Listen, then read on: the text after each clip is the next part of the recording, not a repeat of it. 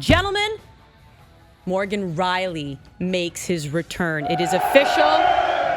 The birthday boy, yesterday, birthday, 26.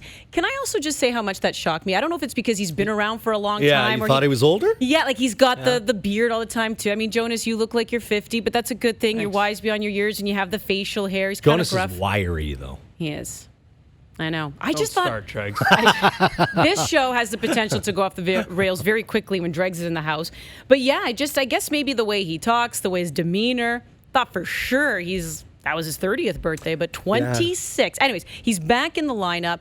That was Sheldon Keefe talking about, just the presence that he brings, the voice that he has, which we'll get into, because I think Ray Ferraro's setting off a chain of events here, talking about how in that game against Anaheim, he felt like it was a very quiet bench.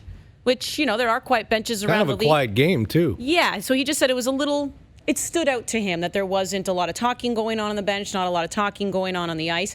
Morgan Rielly. We know Jake Muzzin provides that voice, too, but he's out still with injury. But Morgan Rielly, what do you think this does to this team in particular on the ice? We know what he means presence-wise, but how can he change the complexion of play? Well, to me, it feels like a big trade, and I don't think I'm overstating that when you look at the presence, both on and off the ice, but most importantly on the ice for the Toronto Maple Leafs. Sheldon Keefe of late has had to refer to how that blue line has been under siege for quite a period of time. And even though it's a great opportunity to give the younger guys like Sandin and Liljegren the experience that are going to make them better full-time NHL players in the future, you're still trying to lock down a playoff spot. And, it puts pressure on every aspect of your game. And for me, even though defensively the Toronto Maple Leafs have shown areas of improvement, that's as a team. It's not necessarily on that blue line.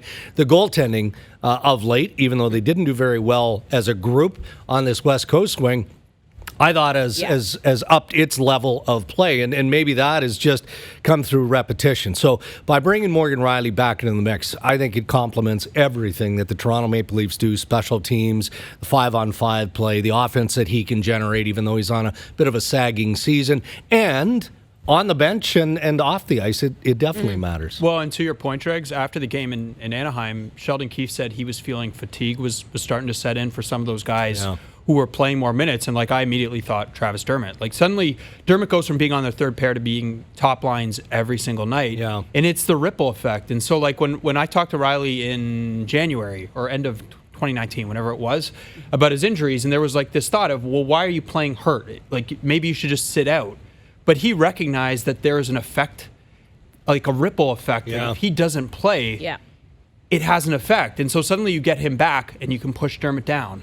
And now Dermott is still going to match up against top lines with Justin Hall, I would think. Yeah. But you get Morgan Rielly back to play with Cody Ceci, suddenly that pair is elevated. And suddenly you don't have to ask Tyson Barrie to go against second line. So there's just this ripple effect of getting him back, that he can eat up 20 minutes and do it capably. As long as the rest of the team doesn't look at Morgan Rielly and say, oh, thank God he's back. And then the things that they've tightened up and improved on defensively as a group, and I think that they have. They'll show signs where they make bonehead mistakes and it ends up in the net. Well, every team in the National Hockey League, the Boston Bruins at the top of the food chain make similar mistakes. Maybe not as frequently as the Toronto Maple Leafs.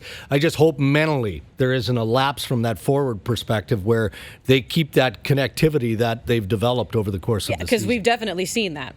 We've seen that in sport. When a big guy comes back, you're like, whew, okay, here we go. And then, you kind of take your foot off the gas. That's not good either. So Morgan Rielly back in the lineup tonight, and you're right, it slots everyone down, kind of puts them maybe in the position they should be in as opposed to playing up.